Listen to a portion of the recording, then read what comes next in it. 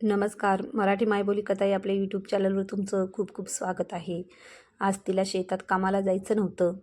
तिच्या तळपायाची आग मस्तकात गेली होती. तिला काय करावं हे सुचत नव्हतं.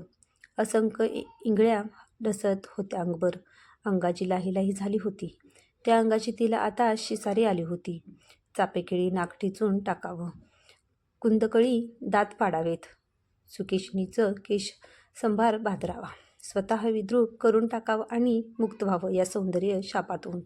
आज सावकाराच्या मळ्यात मिरचीचा तोडा होता. सावकार सारखा गोंडा घोळायचा तिच्या भोवती. तोडलेल्या मिरच्या पोत्यात ओतताना मुद्दाम तिच्या हाताला हात लावायचा. नवरा परगावी, आजारी सासू, पोटासाठी रोज दुसऱ्याचा बांध, तोंड दाबून भुक्यांचा मार. तो जर असेल कुठं तर कान धरून जाब विचारावा, तुला माहीत होतं का? हा ऐवज मी सांभाळू शकत नाही तर का दिला? एखाद्या जिकिनीचं रूप दिलं असतं तरी चाललं असतं. भरीला भर रोजची दुसऱ्याच्या बांधावर गहाण पडलेली जिंदगी. आभाळ फाटल्यावर कुठं कुठं ठिगळ लावावं. चुलीतला जाळ जसा भडकत होता तसतसं तिचं चित्त भडकत होतं. हातात येईल त्या भांड्यांची आदळापट करत होती. चुलीवर कोरड्या शिजते याचंही तिला भान नव्हतं. अचानक तिला आठवलं, कोरड्यासात हळद घालायची राहिली. तिने हात लांबून हळदीचा बरणी जवळ गेली. हळद टाकायला झाकण उघडलं तसं तिला तिच्या लग्नातल्या हळदीचा खेळ आठवला. एका पितळीत हळदीचं पाणी केलं होतं. त्या पाण्यात एक सुपारी ठेवली होती. ती वरून दिसत नव्हती. नवऱ्याच्या डाव्या बाजूला ती बसली होती. दोघात कोण आधी सुपारी शोधतं ते पाहायचं होते. तिच्या हाताला नवऱ्याच्या हाताला स्पर्श होत होता तसं ती लाजत होती आणि तोंड शालूत लपवत होती. जेवताना एकमेकाला घास भरवणे, किती सुंदर खेळ शोधला होता लोकांनी. अनोळखी स्त्री पुरुष सहज विवाह बंधनात बांधले जावेत, त्यांच्यात लवकरात लवकर जवळीक निर्माण व्हावी म्हणून. 1 महिन्यापूर्वी मेंदीच्या नाजूक पावलांनी ती या घरात आली. हळदीने तेजाळलेली नवतर क्रांती, त्यावर हिरवी साडी, हिरवागार कर्दळीच्या पानातून उसंडी मारणाऱ्या पिवळ्या धमक फुलासारखं ओसंडणारं नवयौवन. लाजली की कर्दळीच्या पिवळ्या फुलावरच्या लाल ठिपक्यासारखं तिचं गाल दिसायचं. हातात किणकिणता हिरवा चुडा. तिला वाटायचं जीवाचं कान करून ऐकलं तो त्याची किणकिण. ती ऐकू आली नाही तर तो कासावीस होईल. तिच्या भोवती पिंगा घालील, फुलपाखराने फुलाभोवती घालावा तसा. घरात दुसरे कोण नसेल तर अंगचटीला यावं. कधी सासूबाईंनी चोरी पकडावी, कधी पाहून न पाहिल्यासारखं करावं तिनं, कधी कोपरखळी मारावी. राम्या माय माऊली फजिती पावली. अस्तुरीनं दुनिया दावली.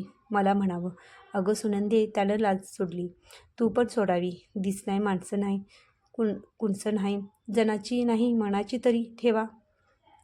सासूबाईचं या वागण्यामुळे मनावरचा ताण कमी व्हावा. उरात सतत एक हळवी हुरहुर लपलेली. नवरा सतत कुठल्या तरी विचारात.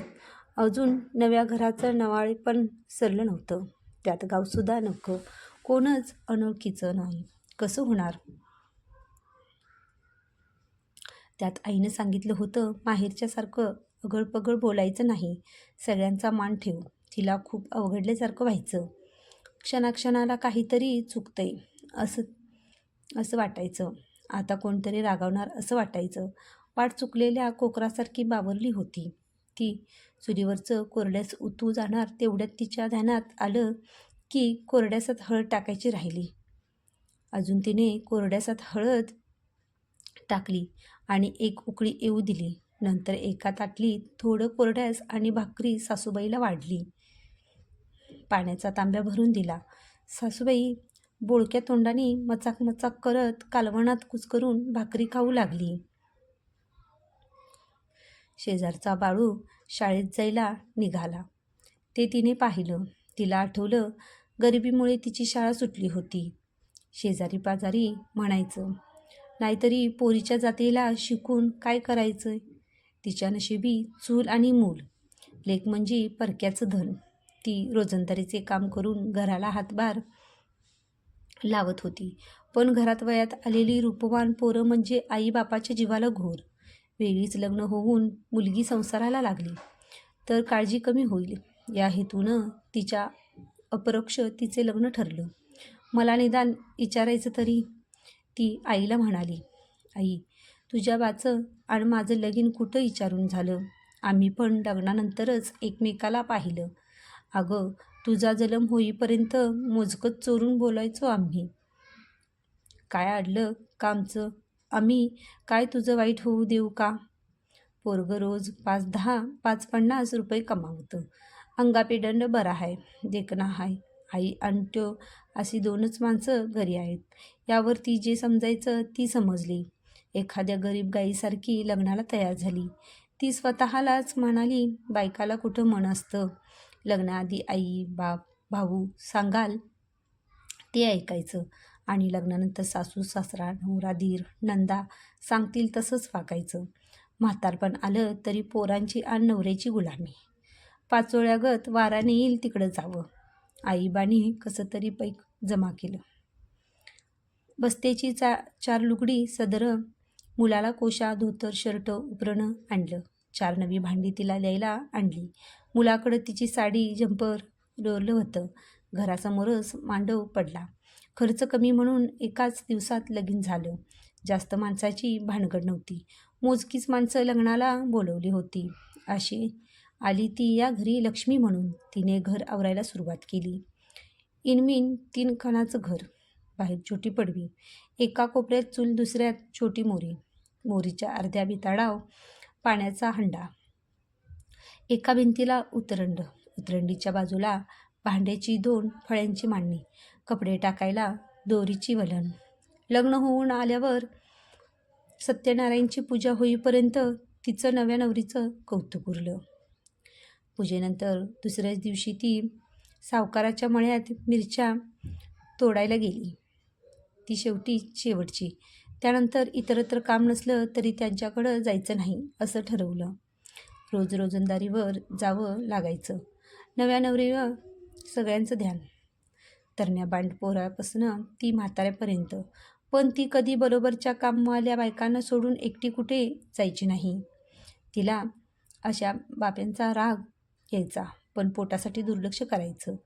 माहेरी पण लग्नाआधी ती अशीच शिताफीने पुरुषांच्या नजरा चुकवायची. रोजंदारीवर गेल्यावर बरोबरच्या कामवाल्या मळ्यात तिची मस्करी करायच्या. कवा येणार ग तो? एवढी रूपवान बायको सोडून कसा राहतो? मी जर नवरा असते तर तुला सोडून कुठंच गेली नसती. उपाशी राहायला लागलं तरी. उकाना घेऊन नाव घ्यायला लावायच्या. तो जवळच्या एका शहरात गवंडी काम करू लागला. सकाळच्या एसटीने सुनंदा त्याचा डबा पाठवायची. 4-8 दिवसांनी घरी यायचा. घरी आईला पैसे द्यायचा. त्या दिवशी तो असाच आला होता. तिला वाटलं आज तरी निवांत गप्पा गोष्टी करू, पण मळ्यात दिवसभर कामाने पिट्ट्या पडलेला. त्यात घरी आल्यावर पाणी लावणी, रांधाण या गडबडीत त्याची आणि तिची बोलचाली येतातच. जेवल्यावर त्यानं नेहमी सारखी पडवीत वाकाळ हातरली. आईच्या बाजूला थोड्याच वेळात गाढ झोपी गेला. लग्न झाल्यापासून असंच चाललं होतं. तिनं विचारलं तर म्हणायचा, अगं सुनंदे, आई आता थकली. लई केलं तिनं माझ्यासाठी. मग तिच्या शेवटच्या दिवसात आपणच तिची काळजी घ्यायला हवी. तिला रात्री अपरात्री काय लागलं तर जवळ असावं. तिलाही ते पटायचं. तीसुद्धा तिच्या घरी असेपर्यंत तिच्या आईची आणि बाची काळजी घ्यायची. पण डोलणारं मळं व त्यात राबणारी नवरा बायको पाहून तिला मनोमन वाटायचं, आपला एखादा मळा असता तर दोघं कायम बरोबरच राहिलो असतो. त्यांनी औत धरलं असतं तर ती भाकर घेऊन गेली असती. त्यांनी मोठ धरली असती तर तिने शेताला पाणी फिरवलं असतं. मचाणावर उभं राहून पिकाची राखण केली असती. आकटी पेटवून हुरडा भाजला असता. तिनं मळला असता. त्यानं खाल्ला असता. भाज्यांचं तोंड एकत्र केलं असतं. लावणी एकत्र केली असती. किती मजा आली असती. निसर्गाच्या संगट नव्या नवतीचा दिस बहरला असता. लग्न झाल्यापासून ती नुसत्या कल्पनेच्या खेळात रमायची. एवढं बलवत्तर कुठलं तिचं नशीब. घरची गरिबी, त्यामुळे आईबापांनी येईल ते स्थळ पसंत केलं. त्याने हुंडा मागितला नाही. उलट तिच्या आईबालाच दयाच दिलं लगीन लावायला. तिलाही वाटायचं तालेवाराची लेक असती तर धुमधडाक्यात लगीन लागलं असतं. लई माणसं आली असती. रुखवत, आहेर, जेवणाच्या पंक्ती, वरात सारं कसं झोकात झालं असतं. लोक वर्षानुवर्षे लग्नाचं थाट इसरत नसत. एकदाच लगीन होतं, मग एवढं सगळं व्हायलाच हवं. तिनं मोठ्या मनानं नीतीचं दान पदरात घेतलं. दिवस कसा जायचा माहीत पडायचं नाही, पण रात्र वैरीण व्हायची. डोक्यात त्याचाच विचार, तो कसा असेल, तो जेवला असेल का? काही लोक टोमणे मारत एकत्र राहत नाहीत. बहुतेक नवरा बायकोचं जमत नाही. आज सकाळपासूनच तिला खूप उचक्या लागत होत्या.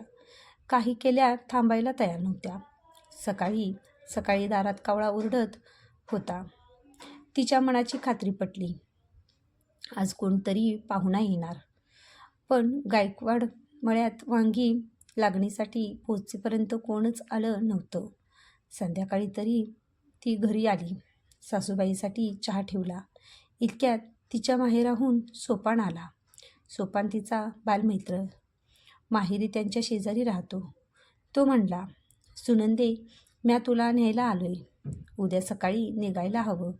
तुझा बा आजारी हाय. तिच्या काळजात चर्र झालं. तिनं सोपानला विचारलं, बा ठीक आहे ना? सोपान, होय, पण उद्या निघायला हवं. तिने स्वयंपाक केला. सासूबाईला आणि सोपानला जेवायला वाढलं. सोपान आणि सासूबाई पडवीत झोपले.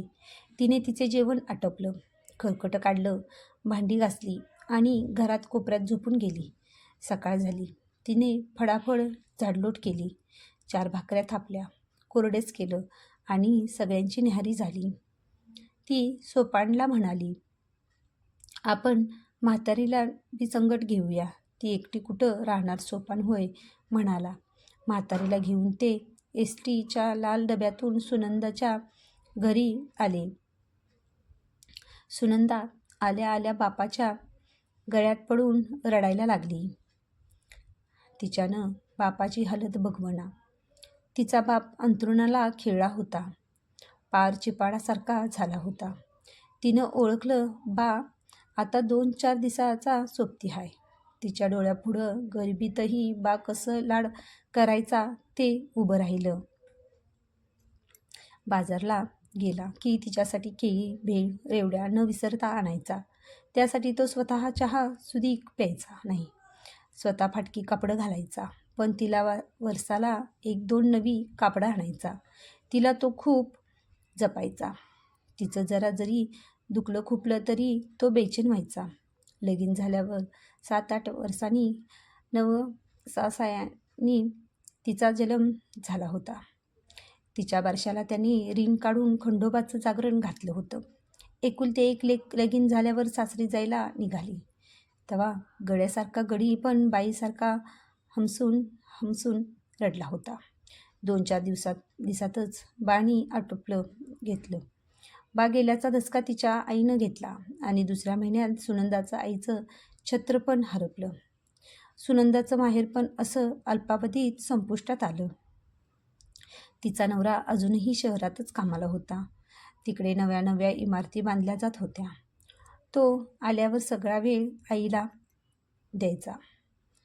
त्यावर आई म्हणायची, राम्या, थोडा वेळ बायकोला द्यावा.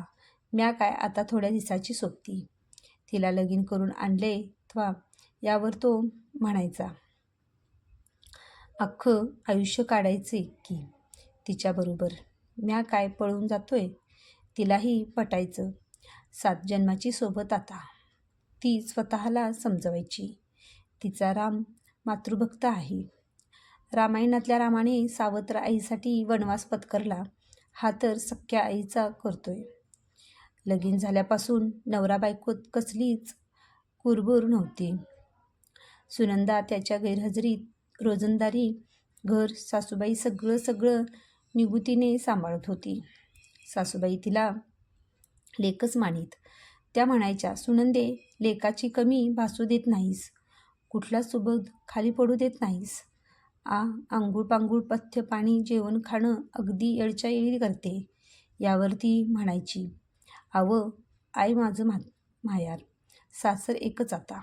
आई बा सासू संबंध तुम्हीच.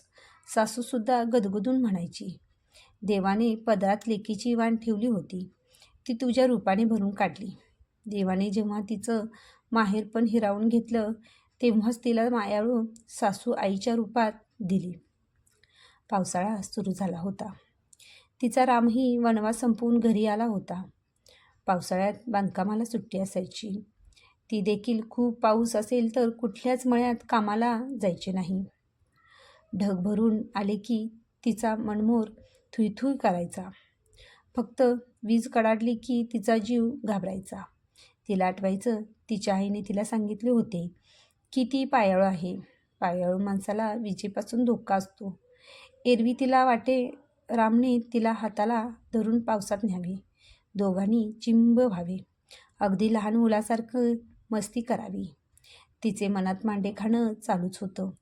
पण राम ओसरीतच आईच्या बाजूला बसून पाऊस पाहायचा. तिला वाटायचं किती पोक्त झालाय तो अविन. आकाश ढगाळ होतं. पाऊस जोरात पडत होता. संध्याकाळ कधी झाली ते समजलं नाही. तिने स्वयंपाक रांधला. नवरा आणि सासू बाहेर पडवीतच जेवले. तिने सासूला तिच्या गोळ्या दिल्या. तिचे अंथरूण घातले. औषधामुळे सासूबाई गाढ झोपायची. तिला सकाळी 6 वाजेपर्यंत जाग यायची नाही. तिने स्वतःला जेवायला घेतले. नवऱ्याबरोबर गप्पा मारत मारत जेवण सुरू होते. ती मस्त पाऊस पडतोय. तो म्हटला हां. ती म्हणाली भिजायला लय मज्जा येते. तो म्हटला हो. ती म्हणाली जेवल्यावर भिजतो. आता नगती का? तो म्हटला रात झालीत. बरं पण उद्या पाऊस असेल तर भिजू. तो म्हटला बरं बघू. तिचं जेवण आटोपलं. तिने खरकटं काढलं. 4 भांडी घासली आणि नेहमीप्रमाणे आतल्या घरात गोधडी अंथरली. इतक्यात विजेचा कडकडाट झाला. ती घाबरली. तिने त्याला मिठी मारली. तिला वाटलं विजेचा कडकडाट रात्रभर थांबूच नये, म्हणजे तिला त्याचा सहवास मिळेल. तो मात्र वटलेल्या झाडासारखा निर्विकार होता. थोड्याच वेळात कडकडाट थांबला, पण तिची भीती जाईना. तिनं त्याला आतमध्ये नेलं. तिच्या शरीराने तिच्या विरुद्ध बंड पुकारले होते. ते तिला थांबवता येईना. त्याच्या भोवती घातलेली मिठी सुटायला तयार नव्हती. उलट जास्तच घट्ट होत होती. तिने ओठ त्याच्या ओठावर टेकले, तरी देखील तो बर्फासारखा थंडगार होता. तो आय उठलं म्हणत बाहेर पळाला. ती नाही उठणार. तो म्हटला नको. तिला राहून राहून नवल वाटलं. तिनं पुढाकार कसा घेतला. स्त्री सुलभ लाज बाजूला सारून ती स्वतःला समजावू लागली. भूक कुठलीही वाईटच. माणूस काय पण करतं भूक मिटवाया. तिला वाटलं त्याच्या मनात कसली भीती वाटत असेल. बायकी सोशिकता आणि समजूतदार मन जिंकलं. बाहेर पाऊस थांबला आणि विजेचा लपंडावही थांबला. पण ती रात्र तळमळीतच गेली. दुसऱ्या दिवशी तिला गवळीबुवाच्या मळ्यात कांदं खुरपायला बोलवलं. तो घरीच आईच्या सेवेत रमला. खुरपता खुरपता बायका तिची मस्करी करू लागल्या. आता काय मला वाटलं सुनंदी कामावर नाही येणार. बघ बया, डोळं मिटून खुरपू नको, नाहीतर कांद्याची रोपं काढून टाकशीला.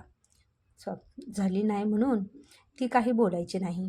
कधी कधी तिची पात सगळ्या बायकांच्या मागे राहायची. असे 4 दिवस जरा नरमच गेले. एक दिवस जेवण आटोपले. म्हातारीला गोळ्या दिल्या. तिची आवरावर होईतो म्हातारी घोरू लागली. ती झोपायची तयारी करत असताना तो अचानक आत आला. दाराला कडी घालून तिच्या गळ्यात पडून एकाएकी रडू लागला. ती गोंधळली. बराच वेळ ती त्याला समजावत होती. आता ती त्याची आई झाली होती. काय झालं? मन मोकळं करा माझ्याजवळ. सुखात दुःखात साथ द्यायची शपथ घेतली. आपण लग्नात बराच वेळ दोघेही गप्प होते. ती त्याला मुलासारखं गोंजारत होती. आता तो थरथरू लागला. कसे तरी त्याच्या तोंडून शब्द फुटले. सुनंदे, मला माफ कर. अवं पर काय आक्रीत घडलं माफी मागायला? मी तुझा लई मोठा गुन्हेगार आहे. काय सांगाल तर? आधी माफ केलं म्हण. बरं बाबा, माफ केलं. त्यानं सगळं बळ एकवटून कसं बसं म्हटलं. मी तुला शरीर सुख देऊ शकत नाही का? देवाने माझ्यावर उपजत अन्याय केलाय. तिच्या पायाखालची वाळू सरकली. तिला काय करावं कळेना. आरह वाद्या, कंच्या जन्माचा दावा साधला. लगीन कशापायी लावलं माझ्याशी? गंमत वाटली. आईनं लकडा लावला. मी मुख बघूनच मरल. ती मर म्हणावं असलं बुजगावून गळ्यात बांधलं तेव्हा नाही लाज वाटली. आता समजलं मला आईसारखी का वागवत होती. तिनं त्याला हाताला धरलं आणि बाहेर फरफटत सासूला जाब विचारायला आली. अगं कैदाशिनी, का अशी वागलीस? काय मिळालं माझ्या जन्माचं वाटोळं करून? एक बाई असूनही तू माझा केसाने गळा कापला. का मला जिवंत मारलंस? मला बी पोरंबाळं हवीत. तिने किती हातपाय आपटले तरी सासू हू की चू नाही. तिने तिला हलवून पाहिले तरी देखील उठेना. आता ती तिच्या छातीवर डोकं ठेवून रडू लागली. तसे शेजारी पाजारी जागे झाले. त्यांना वाटलं म्हातारी गेली म्हणून ती रडते. त्याने आई आई अशी हाक मारली. पुन्हा पुन्हा जोराने हाक मारली, पण काहीच हालचाल दिसेना. गावातल्या एका वैद्याला बोलवले. त्याने नाडी तपासली आणि ती या जगात नाही असे सांगितले. आता त्याच्या मनाचा देखील बांध फुटला आणि तो ओक्साबोक्शी रडायला लागला. लोकांनी त्याला समजावले. तेव्हा कुठे तो थोडा शांत झाला. परिस्थितीच्या रेट्यापुढे ती शांत झाली. काय करावे तिला कळेना. इकडं आड तिकडं विहीर अशी परिस्थिती झाली. आईबाप मेले. माहेर तुटलं. घर सोडावं म्हटलं तर कुठे जावं? तो अजूनही थरथरत होता. बाहेरचा काळोख गिळेल तर बरं होईल असं त्याला वाटत होतं. आई गेली अन तिच्या मनाखातर केलेलं लग्न देखील बोलण्याची वेळ आली. असेच तणावात 1-2 तास गेले. गावातले लोक बऱ्यापैकी जमले. जवळचे नातेवाईक देखील आले. रात्रीच म्हातारीचे क्रियाकर्म आटोपलं. 13व्यापर्यंत वर सारं शांत होतं. नंतर त्यानं तोंड उघडलं. हे बघ सुनंदा, मी तुझा अपराधीच आहे. पण माझ्या आईला माहीत होतं, ज्याला देवांनी धुतकारलं त्याला समाज पण वाईट टाकतो. कुत्र्यापरीस वाईट जिनं असतं या. तू पण बघितलं असेल. जोगती हिजडं कसं जगत्या ती. घरातली पण हाकलत्यात. समाजातल्या खोट्या इज्जतीपायी कोण काम पण देत नाही त्याला. राहायला जागा पण नसती. शहरात झोपडी नाहीतर दुकानांची फळी. रातच बलात्कार व्हायत्या शाण्या सुऱ्याचं. पोलिसात गेले तर तिथं बी हसण्यावारी नेत्यात. भीक मिळाली तर मिळाली नाही तर उपाशी. माझ्या लहानपणी तिच्या हे ध्यानात आलं, पण तिनं कुणाला माहीत होऊ दिलं नाही. मला शाळेत पण पाठवलं नाही. मी सतत तिच्या बरोबर असायचं. जसं जसं मोठा होत गेलो तसं तसं मलाही समजत गेलं. म्या आईला सांगून पाहिलं, नको कुणाची जिंदगी खराब कराया. पण ती म्हणली, लगीन नाही लावलं तर लोक संशय घेत्याल. आपण जरी गरीब असलो तरी इज्जतदार माणसं. माझा नाईलाज होता. मी तिला सोडूनही जाऊ शकत नव्हतो. एकटा असलो तर गेलो असतो, पण कुठं परमुखाला. आता तर एकटा आहेस ना, मी शोधते माझा मार्ग असं म्हणून तिने तिच्या कपड्यांचं गाठोडं बांधलं आणि वाटेला लागली. ती वाट फुटेल तिकडे चालली होती. तिला आजूबाजूचे भान नव्हते. खूप चालली. पाय दुखावला लागले. तेवढ्यात ती एका नदीच्या काठावर आली. नदीच्या दोन्ही तीरावर किर्र झाडी होती. पात्राच्या आजूबाजूचा परिसर बराच उंच होता. त्यामुळे पात्रातून वर काय चालले आहे हे दिसत नव्हते. तिने नदीतून गुडघाभर पाण्यातून माणसं जाताना पाहिली. थोड्याच वेळात ती माणसे पहिले तीरावरून दिसेनाशी झाली. तिने तीच वाट धरली. नदीत खळाळणारं स्वच्छ पाणी होतं. पायाखालची बारीक वाळू वेगात प्रवाह होता. तिथे सरकत होती. पाणी अगदी निवाळ होतं. त्याचाच गार स्पर्श तिच्या अंगाची लाही कमी करत होता. प्रवाहाच्या मध्ये आल्यावर ती गुडघाभर पाण्यात थांबली. खाली वाकली आणि ओंजळी भरून पाणी पीत राहिली. तेव्हा तिला शांत वाटले. तिला भूक लागली होती. पहिले तीरावर पोचताच तिने फडक्यातून भाकर काढली आणि खाऊ लागली. भाकर खाऊन झाल्यावर पुन्हा नदीचं खळाळतं पाणी प्याली. तिच्या उजव्या अंगाला एक मोठी पत्र्याची शेड होती. त्यामध्ये एक मोठे इंजिन होते. बहुधा ते वाफेवर चालत होते. मध्येच एका पाईपातून जोरात वाफ बाहेर सोडली जायची. त्याचा फुस असा जोराने आवाज व्हायचा. वर भले मोठे धुराडे होते, त्यातून काळा धूर बाहेर पडत होता. आजूबाजूची किर्र झाडी, त्यात तो काळा धूर आणि एकंदरीतच वातावरण अतिशय भयावह वाटायचं. इंजिनापासून नदीपर्यंत एक मोठा पाईप जात होता. त्याच्यातून इंजिन पाणी खेचून पुढे पाठवत होतं. शेडच्या नदीकडच्या दारात एक इंजिनात कोळसा टाकणारा काळा कुट्ट माणूस होता. त्याच्या डोक्याला काळा कुट्ट कळकट रुमाल बांधलेला. अंगात कामगार घालतात ती एकसंग शर्ट, तुमान दुंतिलन तनू, बसक्या नाकावर काळा चष्मा, लालबुंद डोळ्यात. बघताच धडकी भरत होती. तो उभ्या उभ्या तिला आपादमस्तक न्याहाळू लागला. तिच्याही लक्षात येताच तिला कसं तरीच वाटलं. तो हातात एक पाना घेऊन पाईपाच्या दिशेने खाली उतरत होता. तिचे पाऊल थिजले. तिला आठवलं, त्या दिवशी कांद्याच्या खुरपणीच्या वेळी बायका बोलत होत्या, नदीच्या काठावर असलेल्या इंजिन घरातला काळा माणूस वाईट आहे. आजूबाजूला कोण नाही हे हेरून तो येणाऱ्या जाणाऱ्या बायकांना इंजिन घरात खेचून नेतो, त्याच्यावर जबरदस्ती करतो आणि हे उघड होऊ नये म्हणून गळा दाबून नदीत फेकून देतो. मागच्याच महिन्यात 10 कोसावरच्या गावात एका बाईचे प्रेत नदीच्या पाण्यात मिळालं. आता तिने धीर एकवटून पाण्यातून आली. त्या वाटेने उलट दिशेने पळायला सुरुवात केली. नदीपासून फर्लांगभर अंतरावर ती आली तेव्हा तिला राम येताना दिसला. ती धावत जाऊन त्याच्या गळ्यात पडली आणि रडू लागली. त्याने तिला शांत केले आणि म्हणाला, सुनंदा, मी तुला परत न्यायला आलो नाही, पण हा रस्ता एवढा सुरक्षित नाही हे मला माहीत आहे आणि मी तुझ्या काळजीपोटी तुझ्या पाठोपाठ येत होतो. तुला कुठे जायचे तिथे मी सोडायला तयार आहे. तिचे विचारचक्र जोराने फिरू लागले. तिला वाटले, एकट्या बाईला जग खूप वेगळ्या दृष्टीने पाहते. तिला स्वतःच मन नाही असंच सारे गृहीत धरून चालतात. ती म्हणजे जगाची बटीक्स असल्यासारखेच असते. एकच समाज तिच्या रामसाठीही उपद्रवी आणि तिच्यासाठीही उपद्रवीच होता. नवऱ्यापासून पळून आलेली बाई म्हणून तिला कोणीही इज्जत देणार नाही.